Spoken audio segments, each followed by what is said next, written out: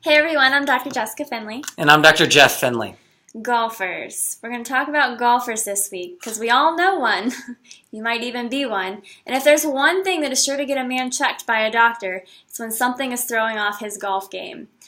This week, we're going to talk about the top 5 reasons why golfers get injured and how chiropractic can help with at least 4 out of the 5. Now, in this week's research article, it talks about some of the causes of injuries and what we can do about fixing them.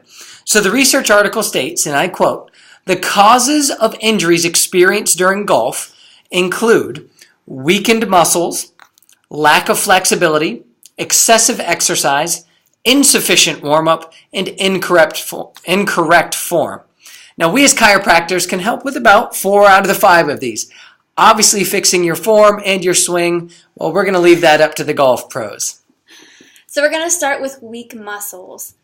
When we see this, we find changes in the pelvic tilt or the lumbar curvature or the low back curvature.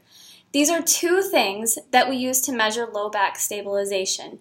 In fact, this is very common to see that we see with unilateral training sports such as golf, baseball, so on and so forth. Asymmetrical training causes reduced range of motion, weak abs, and low back and back pain. All of these things you certainly don't want, especially if you want to keep golfing. Number 2, stretching. Which ones are the most important?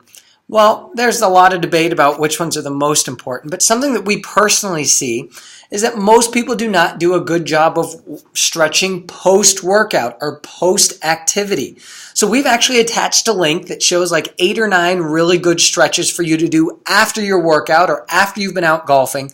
That's going to help loosen up the muscles, help with some of the soreness, and certainly help with some of the flexibility. Number 3 is too much exercise. This one can be pretty obvious that more is not always better. Overtraining and working out too much can actually do more harm than good.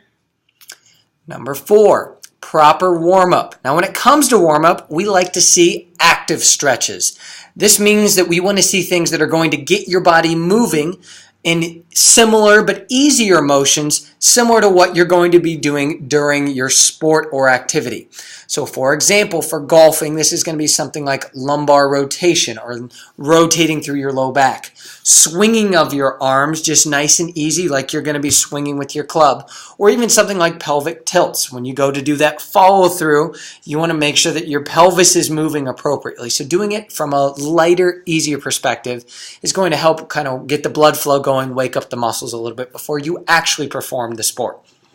And number 5, just like we said, in proper form. While we may not be able to help with this, having a coach or working with someone on this very thing can be very, very helpful. Now, one final thing that the paper stated was, I quote, "In golfers, core muscles are critical as they are closely related to spinal deformation. Core strengthening and spinal correction play a pivotal role in this."